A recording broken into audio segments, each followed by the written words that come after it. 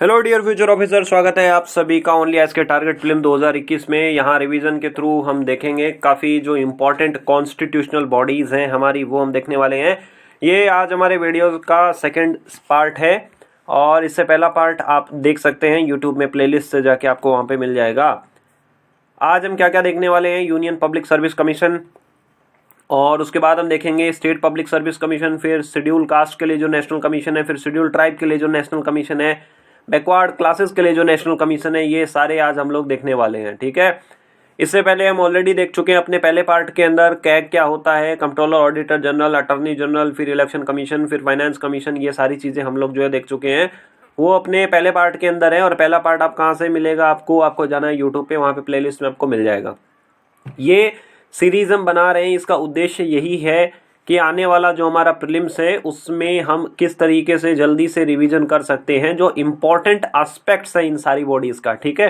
तो यहाँ पे हम लोग ब्रीफ में ही डिस्कस करेंगे, बट ये सारी बॉडीज को एक लेंथी वे में, एक पूरा डिटेल में हम प्रारंभ के अंदर समझेंगे। प्रारंभ कोर्स है, पूरे 1 साल के लिए कोर्स है, ये जीएस से रिलेटेड है। वैसे ये 5 तारीख को शुरू हो चुका है। ये कोर्स 3 पिलर के ऊपर है, बेसिक, कोर, एडवांस, ठीक है। बेसिक में क्या होगा, एनसीईआरटीज़ की बुक्स होंगी 6 से 12 तक की, वो सारी की सारी वीडियोस के थ्रू कवर होंगी। फिर आपको उसमें टेस्ट सीरीज मिलेगी, फिर आपकी उसमें बेसिक आंसर राइटिंग की क्लासेस भी होंगी, फिर आपकी उसमें क्या होंगी, टेस्ट सीरीज शामिल है। उसके बाद हम धीरे से मूव करेंगे कोर के ऊपर, ठीक है। कोर में 500 घंटों के वीडियोज होंगे, आपके घर पे प्रिंटेड स्टडी मटेरियल पहुंच जाएगा, सीसेट की क्लासेस होंगी, फिर उसके बाद अपना प्रीलिम्स का टेस्ट सीरीज होगी, फिर उसके बाद हम लोग जो है वो एडवांस सेशन पे आएंगे। एडवांस सेक्शन में क्या होगा, 300 घंटों के वीडियो लेक्चर होंगे, स्पेशल आंसर राइटिंग क्लासेस होंगी, ऐसे राइटिंग क्लासेस होंगी, जीएस की फुल मेंस की टेस्ट सीरीज होंगी, ये सारी चीज़ें होंगी। जैसे ही प्रीलिम्स खत्म हो जाएगा, मेंस के बीच में हमें डीएएफ यानी कि डिटेल्ड एप्लीकेशन फॉर्म फिल करना होता है, तो उसको भी फुलफिल करने में उसके फिल करने में पूरी आपकी हेल्प की जाएगी। और इंटरव्यू सेशंस, मॉक जो सेशंस होते हैं वो सब इसमें इंक्लूडेड है, ठीक है। ये कोर्स है हिंदी मीडियम के अंदर भी अवेलेबल रहेगा, और आपको बस इतना करना है, आप dpp.onlyis.in पे जाके अपने आप को रजिस्टर कर सकते हैं, ठीक है। तो शुरू करते हैं आज का हमारा सेशन। देखो, सबसे पहले तो हमें ये समझने वाली बात है कि भाई कॉन्स्टिट्यूशनल बॉडीज़ क्या होती हैं। देखो, कॉन्स्टिट्यूशनल बॉडीज़ ऐसी बॉडीज़ होती हैं जिनका डायरेक्टली मेंशन कॉन्स्टिट्यूशन के अंदर किया हुआ है। अब अगर किसी चीज़ का डायरेक्ट मेंशन अगर कॉन्स्टिट्यूशन के अंदर किया हुआ है, तो ऐसा माना जाता है कि भाई इनका सोर्स ऑफ पावर जो है वो कॉन्स्टिट्यूशन है, ठीक है। अब डायरेक्ट अगर सोर्स ऑफ पावर अगर कॉन्स्टिट्यूशन है, तो हम जनरली ये मानते हैं कि भाई ये बॉडी जो है वो ज़्यादा पावरफुल है, ठीक है। अब मान लीजिए कि इनकी मैकेनिज्म में अगर चेंज करना हो, इनके ऑर्गेनाइजेशन के अगर अंदर हमें कुछ चेंज करना हो, तो हमें कॉन्स्टिट्यूशनल को हमारे जो कॉन्स्टिट्यूशन है उसको हमें अमेंड करना होगा। अमेंड करने की प्रोसीजर हमारे आर्टिकल 368 के अंदर दी गई है, ठीक है। तो प्रीवियस सेशन में हमने देखा था कंट्रोलर, ऑडिटर जनरल की पावर्स, ड्यूटीज़ क्या होती हैं, अटॉर्नी जनरल के बारे में देखा था, फिर हमने इलेक्शन कमीशन के बारे में देखा था, फिर हमने फाइनेंस कमीशन के बारे में देखा था। आज हम शुरू करने जा रहे हैं union public service commission. News में इसलिए है कि भाई यूपीएससी के नए जो हैं चेयरमैन आ गए हैं, तो हमारा कंटेक्स्ट यही है कि यूपीएससी के नए चेयरमैन आ गए हैं, ठीक है। आर्टिकल 315 से 323 के बीच में जो प्रोविजंस हैं वो यूपीएससी से रिलेटेड है, ठीक है। अब देखिए, आप सारे जो भी इसके अंदर आर्टिकल्स हैं वो याद नहीं कर पाएंगे, बट आपको थोड़ा सा आइडिया रहना चाहिए, क्योंकि कई बार होता है कि अपने जो स्टेट पीसीएस के एग्ज़ाम्स हैं या फिर बाकी अदर एग्ज़ाम्स हैं, सीडीएस वगैरह, उन सब में कभी कभी ये पूछ लेता है, ठीक है। अब देखो, इनका टेन्योर कितना होता है। हालांकि प्रेसिडेंट इनको अपॉइंट करते हैं, ठीक है। यूपीएससी के मेंबर्स और चेयरमैन को प्रेसिडेंट साहब अपॉइंट करते हैं, 6 साल के लिए अपॉइंट किया जाता है। रिटायरमेंट की एज 65 साल रखी गई है। अब आप बोलोगे कि भाई इनका कंपोजिशन कैसे होगा, कितने चेयरमैन होंगे, या फिर चेयरमैन और मेंबर्स की संख्या कितनी होगी। देखो, इसमें ऐसा कोई फिक्स नहीं रखा गया है कि चेयरमैन और मेंबर कितने होंगे, ठीक है। बट जनरली एक चेयरमैन होता है और 9 से लगभग 9-10 जो है वो मेंबर होते हैं, ठीक है। हालांकि ये चीज़ प्रेसिडेंट के ऊपर डिपेंड करती है कि वो स्ट्रेंथ कितनी रखना चाहते हैं, वो नंबर कितने रखना चाहते हैं, ठीक है। अब देखिए, अगर कोई चेयरमैन मान लो एक बार अगर रिटायर हो गया, तो वो दोबारा चेयरमैन नहीं बन सकता है यूपीएससी का, ठीक है। ये चीज़ आपको ध्यान रखनी है। ना ही वो भारत सरकार की या किसी राज्य सरकार की नौकरी में जा सकता है। एक बार रिटायर, उसका मतलब आप दोबारा नौकरी नहीं लग सकते हैं, ठीक है, कोई सरकारी, ठीक। अब देखो मेंबर्स की बात करते हैं, जो यूपीएससी के अंदर जो मेंबर्स होते हैं वो क्या होता है उनके ऊपर। देखो मेंबर्स अगर एक बार रिटायर हो गए तो वो किसी स्टेट पीएससी के चेयरमैन बन सकते हैं। मान लीजिए कि यूपीएससी का कोई मेंबर है, वो रिटायर हो गया तो वो बिहार पब्लिक सर्विस कमीशन का चेयरमैन बन सकता है, ठीक है। मान लीजिए कि यूपीएससी का कोई मेंबर है, वो रिटायर हो गया तो वो यूपीएससी का चेयरमैन बन सकता है, ठीक है। बट एक मेंबर दोबारा मेंबर नहीं बन सकता है। एक बार टर्म पूरा हो गया, एक बार अगर कार्यकाल खत्म हो गया तो वो दोबारा नहीं हो सकता है, ठीक है। कभी मान लो कि भाई मन में आया कि भाई मेरे को तो रिजाइन करना है, मैं अब इस नौकरी में काम नहीं करना चाहता हूं, तब ऐसी कंडीशन में क्या होगा, रेजिग्नेशन किसको दिया जाएगा, रेजिग्नेशन दिया जाएगा प्रेसिडेंट को, अपना इस्तीफा राष्ट्रपति जी को सौंपना पड़ेगा, ठीक है। अब देखते हैं फाइनेंशियल इंडिपेंडेंस, कि भाई इनके पास फाइनेंशियल इंडिपेंडेंस कितनी है।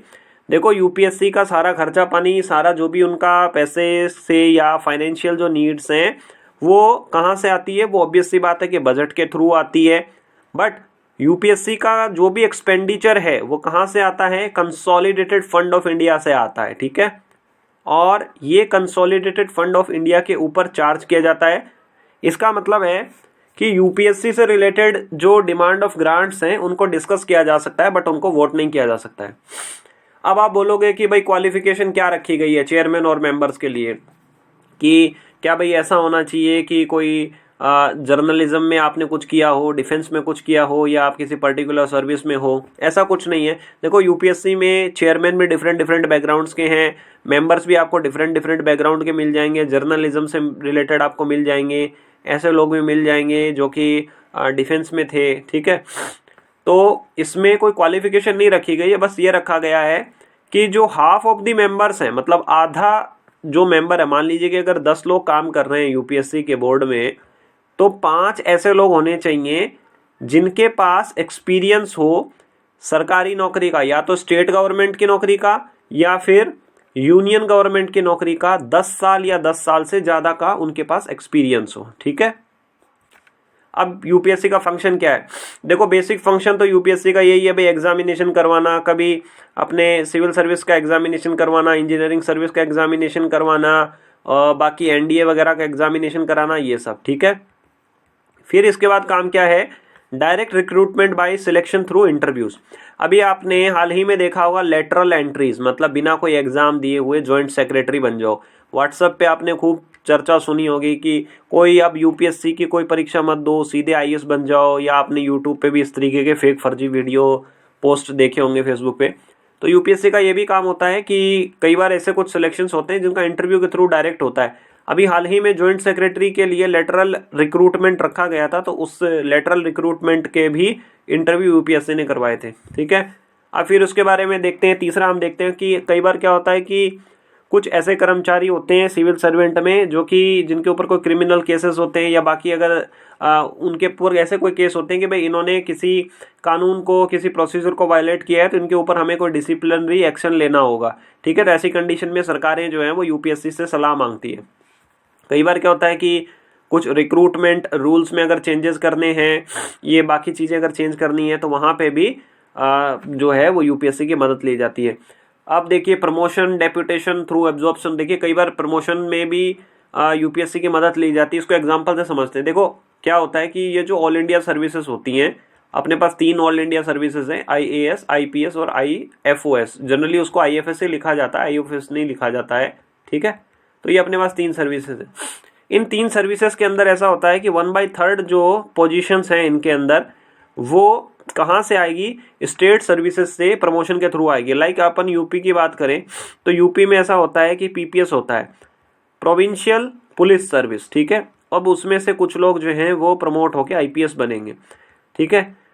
तो इस तरीके का प्रमोशन जब होता है तो यूपीएससी की हेल्प ली जाती है। वहाँ फाइल्स वगैरह जो यूपीएससी भेजी जाती हैं, वो फिर पूरा उसको चेक करते हैं, भाई कैसा बैकग्राउंड है, कैसे इनका एनुअल परफॉर्मेंस है, इस तरीके से, ठीक है। तो ये बेसिक जो है वो यूपीएससी के फंक्शन है। नेक्स्ट हम लोग देखते हैं state public service commission. Recently news में इसलिए था कि ये एक बात हुई कि भाई जो स्टेट पब्लिक सर्विस कमीशन है वो बहुत धीरे है। मतलब कुछ कुछ जगह तो ऐसा चल रहा है कि 5 साल पहले एग्जाम लिया था, आज तक कोई रिजल्ट नहीं आ रहा है। 4 साल से कभी कहीं ऐसा है कि 3 साल से मेंस का रिजल्ट नहीं आ रहा है, इस तरीके से, ठीक है। देखो अब इसके भी जो आर्टिकल हैं वो 315 से 323 में आर्टिकल्स में बात की गई है, और इसका टेन्योर जो है वो 6 साल का है, और रिटायरमेंट की जो एज रखी गई है वो 62 है। यूपीएससी के केस में रिटायरमेंट की एज 65 है, बट यहाँ पे 6 साल जो है वो 62 रखी गई है, टेन्योर सेम है 6 साल। ठीक है। अब जनरली क्या होता है कि हर स्टेट के लिए अपना एक पब्लिक सर्विस कमीशन रहता है। कई बार ऐसा होता है कि 2 या 2 से अधिक स्टेट जो है वो ये डिमांड करते हैं कि भाई हमारे लिए कोई जॉइंट पब्लिक सर्विस कमीशन बना दो, मतलब 2 स्टेट जो है वो रिक्वेस्ट करें गवर्नमेंट से कि भाई हमारे लिए कोई एक ही आप पब्लिक सर्विस कमीशन बना दो। ऐसी कंडीशन में क्या होता है, पार्लियामेंट उन दोनों के लिए, या 2 से अधिक भी हो सकते हैं, उनके लिए एक जॉइंट पब्लिक सर्विस कमीशन जो है वो बना देती है। ठीक है। तो ये पार्लियामेंट के थ्रू होता है, कानून बना के बनाया जाता है। ठीक है। अब देखिए परफॉर्मेंस रिपोर्ट होती है कि भाई कैसे काम कर रही है। तो हर स्टेट की जो भी पब्लिक सर्विस कमीशन है उसकी ये जिम्मेदारी होती है कि अपनी परफॉर्मेंस की रिपोर्ट हर साल राज्यपाल को सौंपे। ठीक है। और अगर हम यूपीएससी की बात करें तो यूपीएससी में रिपोर्ट किसको सौंपनी होती है, प्रेसिडेंट को सौंपनी होती है। हर साल अपनी रिपोर्ट जो है वो प्रेसिडेंट को सौंपे। ठीक है। अब देखो गवर्नमेंट ऑफ इंडिया एक्ट 1935 के अंदर ये बात की गई थी कि भाई एक तो फेडरल पब्लिक सर्विस कमीशन बनेगा, एक प्रोविंशियल पब्लिक सर्विस कमीशन बनेगा, और जॉइंट पब्लिक सर्विस कमीशन भी बनाया जा सकता है। ठीक है। तो ये अपने को पता होना चाहिए कि गवर्नमेंट ऑफ इंडिया एक्ट 1935 के अंदर इस तरीके की बातें की गई थी, इस तरीके के प्रोविजन रखे गए थे। अगेन वही बात है कि फाइनेंशियल इंडिपेंडेंस बहुत ज़्यादा है, क्योंकि इसका जो एक्सपेंडिचर है स्टेट पब्लिक सर्विस कमीशन का, जो राज्य के आयोग हैं उनका कहाँ से आता है पैसा, उनका consolidated fund of the state से आता है। क्वालिफिकेशन अगेन वही सिमिलर है क्वालिफिकेशन वाली बात कि भाई क्वालिफिकेशन कितनी होगी। देखिए क्वालिफिकेशन के बारे में ऐसा कुछ लिखा नहीं गया है कि भाई आपके पास ये क्वालिफिकेशन होनी चाहिए, बट जनरली ऐसा है कि जो हाफ ऑफ द मेंबर्स हैं, जो आधे मेंबर्स हैं, मतलब जो भी अगर टोटल स्ट्रेंथ है उसकी आधी जो स्ट्रेंथ है उसमें से आधे लोग ऐसे होने चाहिए जिन्होंने या तो भारत सरकार के लिए काम किया हो या किसी राज्य सरकार के लिए काम किया हो 10 साल या 10 साल से अधिक। ठीक है। तो ये इसकी बेसिक क्वालिफिकेशन रखी गई है। और अगर मान लीजिए कि जो स्टेट पब्लिक सर्विस कमीशन है उसका अगर दायरा बढ़ाना है, उसका ज्यूरिसडिक्शन बढ़ाना है, तो ऐसे में क्या होगा, वहाँ की जो भी स्टेट जो लेजिस्लेचर है वो कोई कानून बना के इसका दायरा, इसका जो भी जुडिशियल जो भी अथॉरिटी है इसकी वो जुडिशियल अथॉरिटी की जगह ज्यूरिसडिक्शन जो भी है वो इंक्रीज कर सकती है। ठीक है। अब देखते हैं national commission for the schedule caste. Recently Hathras UP में एक केस होता है, एक जो गर्ल है उसके साथ होता है ये केस। ठीक है। तो बहुत वायलेंट वो केस था, तो उसकी वजह से ये national commission for schedule caste जो है वो बहुत ज़्यादा ये न्यूज़ में रहा था। ठीक है।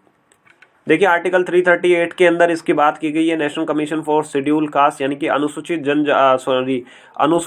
जाति के लिए बात की गई है। टेन्योर 3 साल का है, एक बार अपॉइंट हो गए तो 3 साल आप ऑफिस में टिक सकते हो।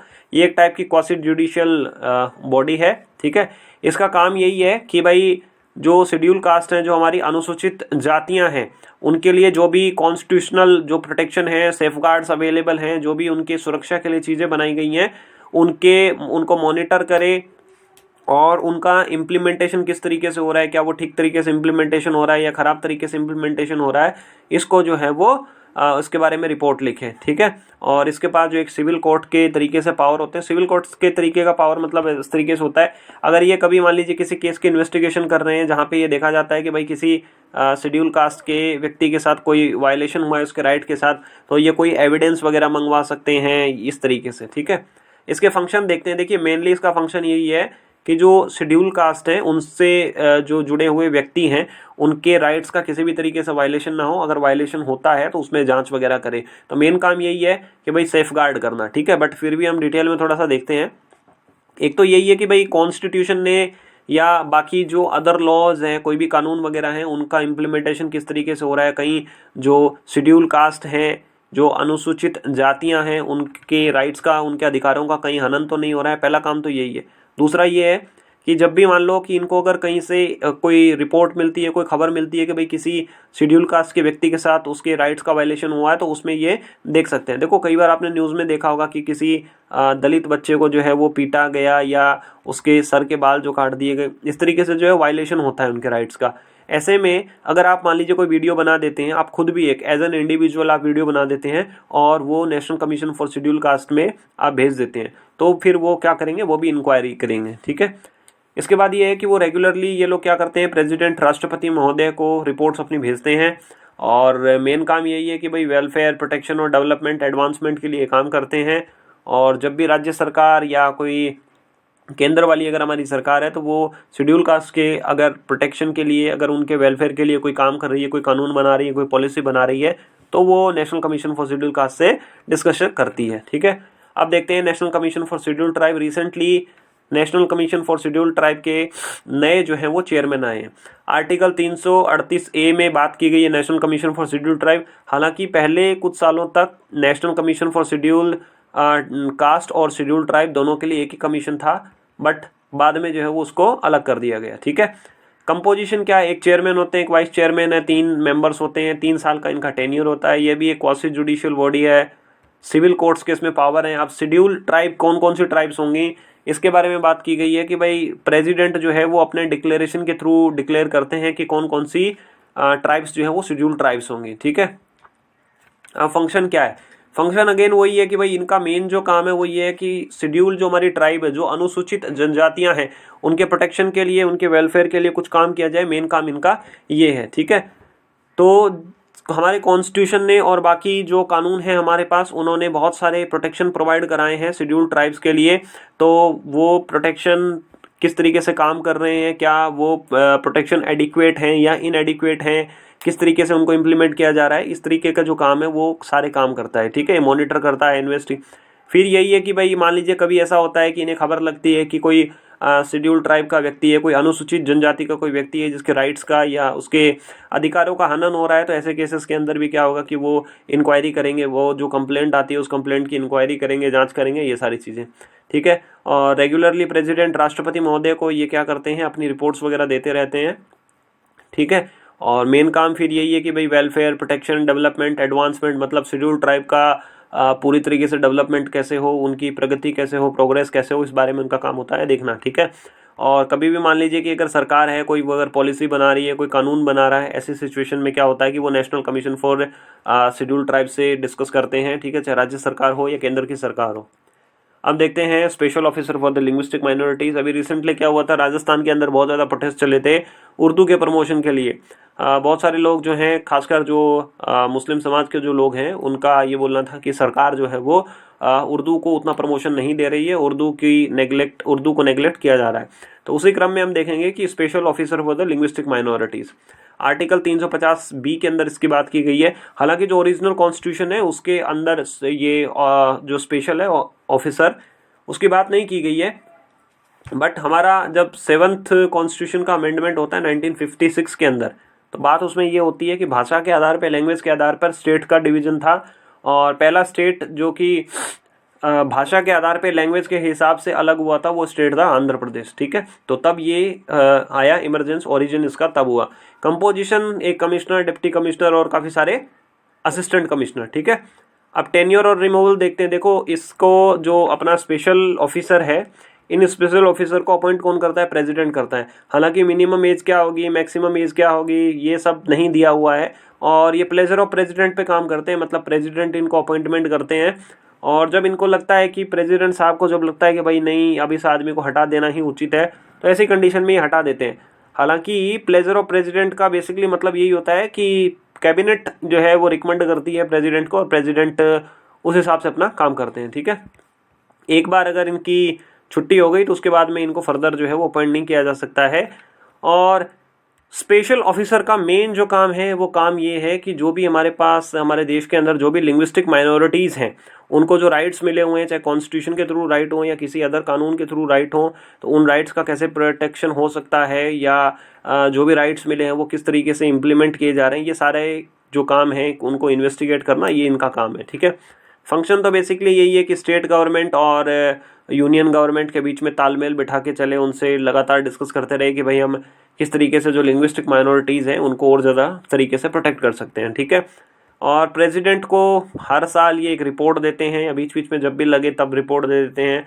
और ये ऑफिस जो है वो लिंग्विस्टिक जो ऑफिसर हैं हमारे, इन स्पेशल ऑफिसर का ऑफिस किसके अंडर आता है, मिनिस्ट्री ऑफ माइनॉरिटी अफेयर्स, यानी कि जो अल्पसंख्यक मंत्रालय है उसके अंदर आता है। तो मेन इसका मुद्दा यही है, बेसिक चीज़ समझने वाली यही है कि जो लिंग्विस्टिक माइनॉरिटीज़ हैं, जो भाषा के आधार पे जो अल्पसंख्यक है, उनका प्रोटेक्शन कैसे किया जाए, उनको जो भी अवेलेबल है उनके राइट्स वगैरह हैं, उन राइट को पूरी जो हमारी जनता है, आम जनता के बीच में पहुंचाए कि भाई आपको ये अधिकार मिले हैं, अगर कहीं उनके राइट्स का वायलेशन होता है तो ऐसे केसेस को इन्वेस्टिगेट करे और सरकार को सलाह वगैरह भी दे। ठीक है।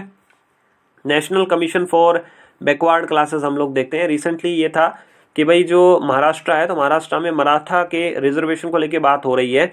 तो महाराष्ट्र में 2 तरीके के रिजर्वेशन दिए गए हैं बैकवर्ड क्लासेस को। ये जो मराठा नई कम्युनिटी इंक्लूड की गई है 12% और 13% एजुकेशनल इंस्टीट्यूट में और जॉब्स के अंदर। ठीक है, ये डिफरेंट है।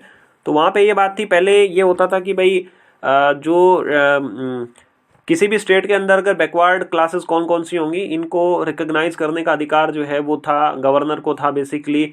बट ये national commission for backward classes को जब से कॉन्स्टिट्यूशनल पोजीशन मिली है तब से ये चेंज हो गया है। अब ये हो गया है कि भाई जो बैकवर्ड क्लासेस हैं उनकी आइडेंटिफिकेशन, उनको रिकॉग्निशन कौन देगा, प्रेसिडेंट देगा या गवर्नर देगा। हालांकि इससे जुड़ा हुआ केस अभी चल रहा है हमारे सुप्रीम कोर्ट में। ठीक है, तो इसको देखते हैं। आर्टिकल 338B के अंदर इसकी बात की गई है।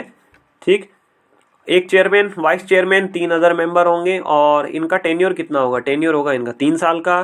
ठीक है, फंक्शन क्या है, देखो फंक्शन जब भी हम पढ़ते हैं ना, एक तो हमारे पास नेशनल कमीशन होता है शेड्यूल कास्ट के लिए, एससी के लिए, एसटी के लिए और फिर बीसी के लिए। बेसिकली अगर अपन बात करें तो इन तीनों के ही जो फंक्शंस हैं या तीनों की ही जो रिस्पॉन्सिबिलिटीज है वो लगभग मोर और लेस सिमिलर है। ठीक है, बट स्टिल हम लोग देख लेते हैं। पहला तो इनका काम यही है कि जो हमारे सोशली और एजुकेशनली बैकवर्ड जो क्लासेस हैं उनको कौन कौन से प्रोटेक्शन मिले हुए हैं, चाहे वो कानून के थ्रू कोई प्रोटेक्शन मिला हो या डायरेक्टली कॉन्स्टिट्यूशन के थ्रू कोई अगर प्रोटेक्शन मिला हो, तो ऐसे सभी मामलों की जांच करेंगे कि भाई अगर कहीं उनका प्रोटेक्शन का कहीं वायलेट तो नहीं हो रहा है। ठीक है, दूसरा ये है कि भाई ये सोशली और इकोनॉमिकली जो बैकवर्ड क्लासेस हैं इनको हम कैसे और ज़्यादा प्रोग्रेस की जा सकती है इनकी। ठीक है, ये चीज़ हो गई। फिर इसके बाद क्या है कि प्रेसिडेंट यानी कि राष्ट्रपति, महामहिम राष्ट्रपति को ये रिपोर्ट देते हैं। ठीक है, और उसके बाद ये है कि भाई प्रोटेक्शन, वेलफेयर, डेवलपमेंट, एडवांसमेंट कैसे हो इन सोशली और इकोनॉमिकली बैकवर्ड क्लासेस का। ठीक है, तो अगर जनरली अगर बात करेंगे तो चाहे वो शेड्यूल कास्ट के लिए कमीशन हो, शेड्यूल ट्राइब के लिए कमीशन हो या फिर बैकवर्ड क्लासेस के लिए कमीशन हो, बेसिक यही है कि इनके पास जो जो कम्युनिटीज़ इनके अंडर आती हैं उनका कैसे वेलफेयर हो, डेवलपमेंट हो, प्रोग्रेस हो, उनके राइट्स का प्रोटेक्शन किस तरीके से हो, ये सारी चीज़ों की बात की गई है। अब हम कुछ प्रीवियस क्वेश्चन देख लेते हैं। देखो पहला क्वेश्चन जो है वो 2011 में आया हुआ है, फाइनेंस कमीशन के बारे में दिया हुआ है। हमें 4 स्टेटमेंट दिए हैं। पहला स्टेटमेंट बोला है कि फाइनेंस कमीशन ऑफ इंडिया की वजह से क्या होता है। इसमें पहला बोला है कि फाइनेंस कमीशन ऑफ इंडिया की वजह से foreign capital for infrastructure development increase होती है, मतलब हमारे पास और ज़्यादा इनफ्लो होता है। दूसरा बोला है कि इसकी वजह से क्या होता है कि जो फाइनेंस है उसका प्रॉपर डिस्ट्रीब्यूशन हो जाता है पब्लिक सेक्टर अंडरटेकिंग में से। तीसरा बोला है कि इसकी वजह से ट्रांसपेरेंसी आती है फाइनेंशियल एडमिनिस्ट्रेशन में। ठीक है, चौथा बोला है कि कोई सा भी सही नहीं है। देखो बेसिकली क्या होता है कि फाइनेंस कमीशन का जो फंक्शन है वो ये होता है कि रिसोर्सेज का डिस्ट्रीब्यूशन करना, यानी कि जो फाइनेंस है उसका डिस्ट्रीब्यूशन करना। अब किसी को लगेगा कि अगर किसी ने मान लीजिए पूरा अगर नहीं पढ़ा होगा तो उसे लगेगा कि भाई ऑप्शन नंबर बी करेक्ट है। ठीक है, इसमें बात की गई है कि भाई डिस्ट्रीब्यूशन ऑफ फाइनेंसेस, बट आप जैसे ही पढ़ते हैं तो इसमें दिया है कि distribution of finances among the public sector undertakings, तो ये option number B cancel out हो गया। देखो फाइनेंस कमीशन का मेन यही है कि भाई सेंटर को कितना पैसा मिलेगा, स्टेट को कितना पैसे मिलेंगे और स्टेट्स को कितने पैसे मिलेंगे या कौन से स्टेट को कितने पैसे मिलेंगे। तो हॉरिजॉन्टल डिस्ट्रीब्यूशन और वर्टिकल डिस्ट्रीब्यूशन, क्षैतिज डिस्ट्रीब्यूशन और ऊर्ध्वाधर डिस्ट्रीब्यूशन। ठीक है, दोनों ही, मतलब केंद्र सरकार को कितने पैसे मिलेंगे, राज्यों की सरकारों को कितने पैसे मिलेंगे और फिर कौन से राज्य को कितने पैसे मिलेंगे। ठीक है, इसका हमारे पास ऑप्शन नंबर डी हमारा यहाँ पे ठीक हो गया। अब नेक्स्ट क्वेश्चन देखते हैं। नेक्स्ट क्वेश्चन जो है वो 2012 में आया हुआ है। इसमें कैग के बारे में दिया हुआ है कि in India other than ensuring that the public funds are used efficiently for intended purpose, what is the importance. तो इस क्वेश्चन में बोला है कि कैग का जो ऑफिस है उसकी क्या इंपॉर्टेंस है। पहला इसमें बोला है कि कैग क्या करता है कि पार्लियामेंट के बिहाफ पे जो हमारा बजट है उसको कंट्रोल करता है जब भी देश में नेशनल इमरजेंसी लग जाती है या फाइनेंशियल इमरजेंसी लग जाती है। दूसरा बोला है कि कैग अपनी रिपोर्ट पीएसी को सौंपता है, जो पब्लिक अकाउंट कमेटी उसको सौंपता है। तीसरा बोला है कि कैग की रिपोर्ट के आधार पे जो इन्वेस्टिगेशन एजेंसीज है लाइक सीबीआई है या फिर जो इनकम टैक्स वाले हैं वो किसी के अगेंस्ट चार्जेस प्रेस कर सकते हैं, मतलब कोई चार्जेस लगा सकते हैं। चौथा स्टेटमेंट बोला है कि कैग को जुडिशियल पावर्स होते हैं, वो किसी को भी वायलेट कर सकती है जिसने लॉ का वायलेशन किया होगा। देखो पहला स्टेटमेंट ना इनकरेक्ट है, क्योंकि चाहे नेशनल इमरजेंसी लगे या फाइनेंशियल इमरजेंसी लगे, पार्लियामेंट अपने पावर जो है वो कभी भी कैग को नहीं देती है फाइनेंशियल मैटर में। ऑप्शन नंबर ए और ऑप्शन नंबर डी हमारा कैंसिल आउट हो गया। Now we are left with only option B and C. तो दो हमें स्टेटमेंट बचे हमारे पास, बी और सी। ठीक है, पहला इसमें बोला है कि कैग अपनी रिपोर्ट जो है वो पीएससी को देता है, पब्लिक अकाउंट कमेटी को देता है, ये बिल्कुल सही है। तीसरा देखो इसमें दिया है कि कैग की रिपोर्ट्स को इन्वेस्टिगेशन एजेंसी आधार बना सकती है, ये बिल्कुल सही है। देखो क्या होता है कि कैग अपनी रिपोर्ट्स देती है कि भाई इस आदमी ने या इस डिपार्टमेंट में इतना घोटाला हुआ है। अब उस घोटाले को, उस करप्शन की जांच मान लीजिए कि सीबीआई कर रही है, ठीक है, तो सीबीआई कोर्ट के अंदर जाके ये बोल सकती है कि भाई देखिए कैग की रिपोर्ट में ऐसा लिखा है, इतना करप्शन की बात की गई। हालांकि कैग की रिपोर्ट वो कोर्ट मानेगा नहीं मानेगा, कैग ने जो अपने आंकड़े दिए, जो फिगर दिए, उसको मानेगा नहीं मानेगा वो कोर्ट की है, बट कोई भी इन्वेस्टिगेशन एजेंसी हो वो सहारा ले सकती है उस रिपोर्ट का किसी के अगेंस्ट चार्जेस प्रेस करने के लिए। तो ये हमारा ऑप्शन नंबर सी भी सही हो गया। तो ऑप्शन नंबर हमारा सी सही होगा, सेकंड एंड थर्ड करेक्ट है। अब देखो कैग के पास ये जो चौथा स्टेटमेंट दिया है, कोई भी जुडिशियल पावर नहीं होता है कैग के पास में। कैग किसी को प्रोसिक्यूट नहीं कर सकता है, चाहे राइट वायलेट किया हो, कैग नहीं कर सकता है। कैग बस क्या कर सकता है, डिपार्टमेंट को बोल सकता है कि इस आदमी ने जो लॉ है उसको वायलेट किया, आप इसके अगेंस्ट जो है वो कुछ करिए। ठीक है, यहाँ पे आंसर नंबर हमारा सी हो गया। अटॉर्नी जनरल के बारे में नेक्स्ट क्वेश्चन है। पहला बोला है कि ये लोकसभा के अंदर प्रोसीडिंग्स के अंदर हिस्सा ले सकता है। दूसरा बोला है कि लोकसभा की कमेटी का मेंबर बन सकता है। तीसरा बोला है कि लोकसभा में बोल सकता है। चौथा बोला है कि लोकसभा में वोट दे सकता है। देखो आपको पता होगा कि अटॉर्नी जनरल जो होता है वो लोकसभा के अंदर बोल सकता है, ठीक है, लोकसभा की किसी भी कमेटी का मेंबर बन सकता है, लोकसभा के अंदर हिस्सा ले सकता है, प्रोसीडिंग्स के अंदर हिस्सा ले सकता है, बट लोकसभा के अंदर वोट नहीं कर सकता है। चौथा अगर कैंसिल हो गया, ऑप्शन नंबर सी हमारा सही हो गया। फर्स्ट टू, पहला, दूसरा और तीसरा सही। ठीक है, तो ये रहा। ठीक है, ये हमने आज जो देखा है ये हमारे कॉन्स्टिट्यूशनल जो बॉडी से रिलेटेड जो सीरीज है वो एंड होती है यहाँ पे। और आपको वीडियो कैसा लगा आप ज़रूर बताइएगा, और कोई रिव्यू है कैसे इसको और ज़्यादा बेटर बनाया जा सकता है आप ज़रूर कमेंट करके बताइएगा। साथ ही साथ आप इस वीडियो को बाकी जो साथी एस्पिरेंट्स हैं आपके, जो यूपीएससी की तैयारी कर रहे हैं या किसी other state public service commission की तैयारी कर रहे हैं, आप उन तक भी ये वीडियो पहुंचा सकते हैं। ठीक है, तो ओनली एज से जुड़े रहने के लिए आप सभी लोगों का बहुत बहुत धन्यवाद।